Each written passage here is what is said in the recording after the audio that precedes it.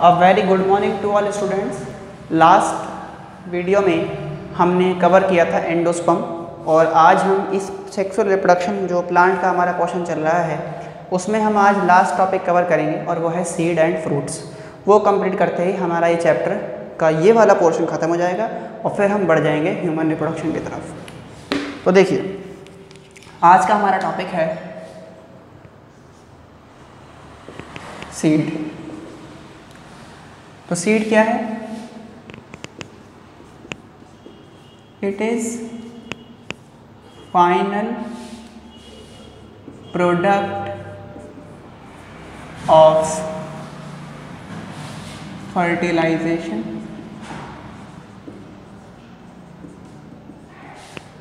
इन flowering plant, या ऐसा बोल देते हैं इन प्लांट्स में ये फाइनल प्रोडक्ट है फर्टिलाइजेशन का। ठीक है। अगर मैं जो सीड की बात करूं तो सीड किससे बनता है? Develops from ovule. Seed develop होता है ओव्यूल से। ठीक है। और अगर हम सीड के टाइप्स देखें तो यहाँ देख लेते हैं क्लासिफिकेशन ऑफ सीड। तो इसको ना दो कैटेगरी में बांटा गया है और ये किस बिहाफ पे कर रहे हैं, किस बेसिस पे किया गया है? इसका बेसिस है on the basis of presence और एब्सेंस ऑफ एंडोस्पर्म। एंडोस्पर्म बचा या नहीं बचा, तो जिस सीड में एंडोस्पर्म देखा जाए वो कहलाएंगी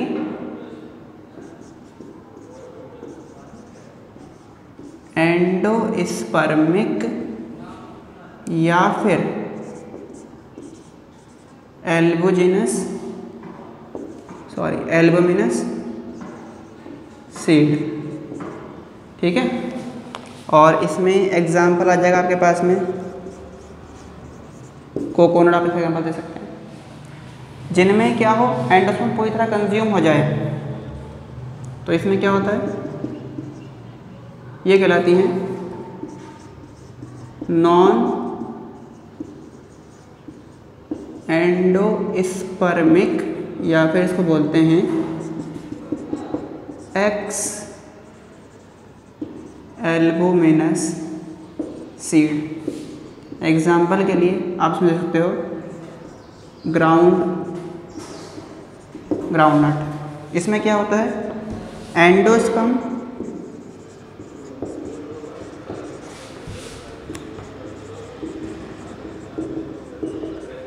कंप्लीटली कंज्यूम्ड।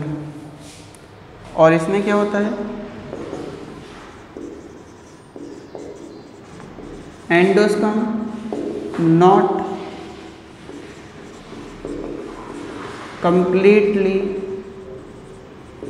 कंज्यूम्ड। इसमें एंडोस्पर्म पूरी तरह से कंज्यूम नहीं होता, इसमें पूरी तरह कंज्यूम हो जाता है।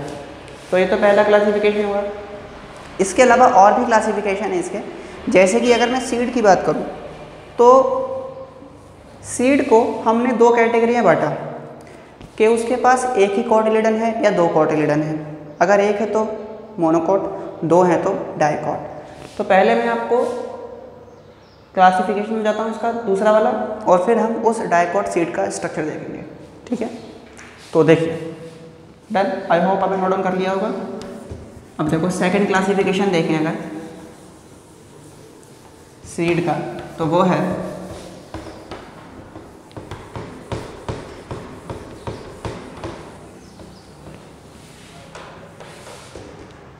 सेकंड क्लासिफिकेशन है,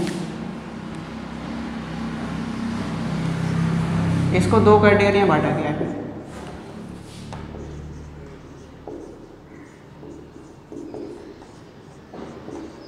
मोनोकोट सीड और डाइकॉट सीड। मोनोकॉट सीड में क्या होता है? It has only one cotyledon, इसमें सिर्फ एक ही कॉटिलेडन होता है, जबकि इसमें क्या है? It has two cotyledon. देखो जो ये कॉटिलेडन है ना, ये सीड को नरिशमेंट देता है, ये भी न्यूट्रिटिव पार्ट होता है। इसमें दो होते हैं, इसमें एक ही होता है, ठीक है।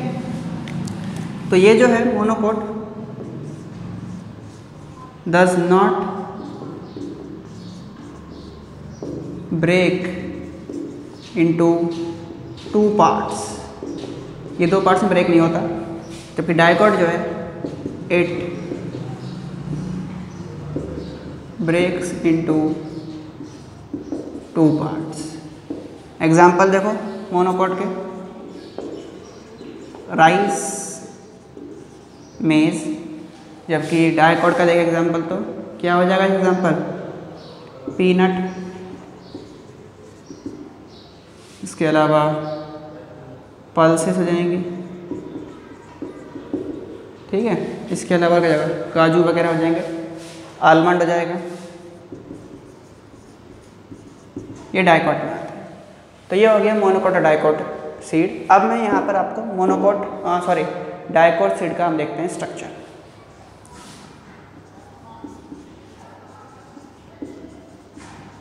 स्ट्रक्चर ऑफ डाइकॉट सीड, ठीक है, ये नोट कर लिया आपने।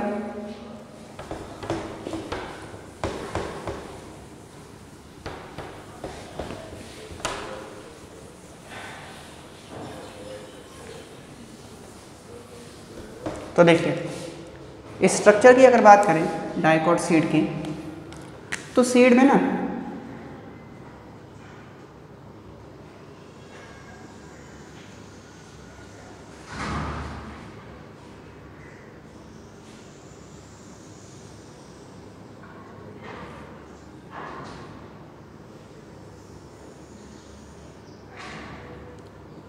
ये एक ओपनिंग दिखेगी आपको यहाँ पे सीड में, जो ये ओपनिंग है दिस इज कॉल्ड माइक्रोपाइल। आप याद करो वो स्ट्रक्चर जो मैंने करवाया था आपको, जिसमें माइक्रोपाइल एंड था, चलेजा एंड था, ये माइक्रोपाइल हो गया। और ये जो बाहर की कवरिंग है, मैं तो इंटीग्यूमेंट्स भी है इसमें, ये जो बाहर की कवरिंग है these are called seed coat. ये है सीड कोट, ये सीड बाहर से है। अब मैं इसका इंटरनल व्यू दिखाता हूँ आपको, इंटरनल व्यू। अब मैं आपको इसके अंदर लेके चलता हूँ। देखो अंदर चलेंगे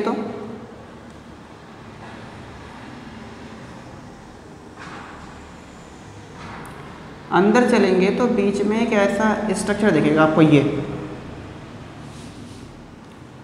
इसमें एक टेप ऐसे ऊपर की तरफ होगा,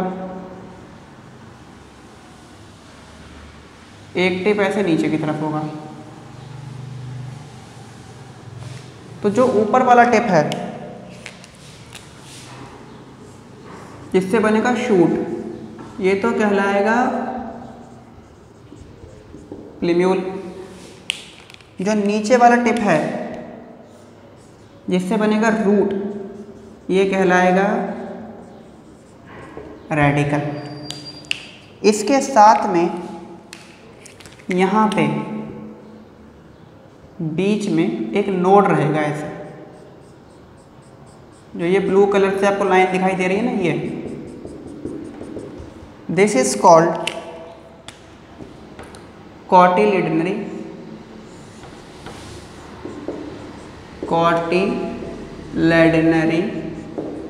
नोड। इसके साथ कॉटिलिडन अटैच होंगे।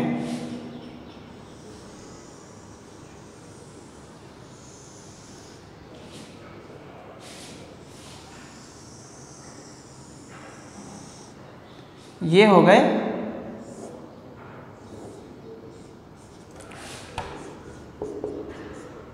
कॉटिलेडन, दो हैं क्योंकि डाइकॉट की बात हो रही है। अब देखो कॉटिलिडनरी नोड और प्लिम्यूल के बीच वाला जो पोर्शन है ये वाला, ये कहलाता है एपिकोटाइल। क्या बोलते हैं इसको?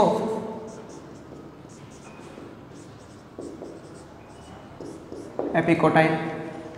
और जो पोर्शन ये वाला है कॉटिलिडनरी नोड और रेडिकल के बीच वाला नीचे है, तो इसको बोला गया हाइपोकोटाइल। तो ये आपका हो गया कंप्लीट स्ट्रक्चर सीड का। इसे आप ड्रॉ करेंगे, ये बनाने के लिए आ सकता है आपके पास। अब आपके पास कुछ टर्म आती हैं सीड से रिलेटेड। जैसे पहली टर्म आती है, ये आप नोट करके लिखेंगे,